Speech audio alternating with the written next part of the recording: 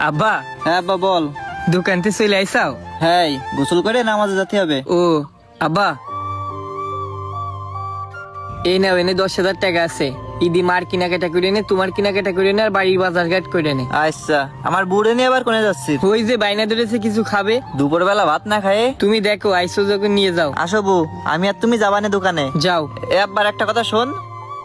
হ্যাঁ আব্বা বলো।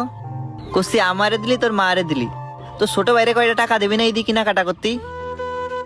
আব্বা ও নিয়ে তোমার চিন্তা করা লাগবে না, তুমি আপনার দোকানে পাঠাই দিয়ে নে, আমি ওর কেনাকাটা করতে ওরাতে টাকা দিয়ে দিবা নে। আর ওই একটু কই নে, একটু গুছাই গাছাই যাতি, ওর একটু ওর ভাবিকে বাড়ি যাওয়া লাগবে। ঈদের সময় এখনো তোর শ্বশুর বাড়ি যাবে কেন? এমনি ঈদের সময় দোকানে ভিড়, এখন এই সময় শ্বশুর বাড়ি পাঠালি হয়?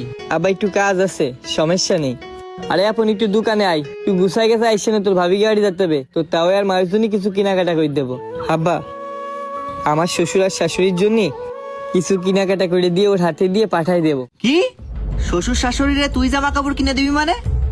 আব্বা হ্যাঁ, ঈদে আপনাকে দিচ্ছি, ছোট ভাইরে দিচ্ছি, তাদের একটু কেনাকাটা করে দিই, তারা খুশি হবে না। ও আচ্ছা, বৌমা তোমার এসব কথা কানে দিছে তাই না? এই ঈদি জামইরে শ্বশুর শাশুড়িরা কেনাকাটা করে দেই, জামই কোনোদিন শ্বশুর শাশুড়িরা কেনাকাটা করে দেই? আবার বুঝলাম না, তোমার বৌমা আমার কানে দেবে কেন?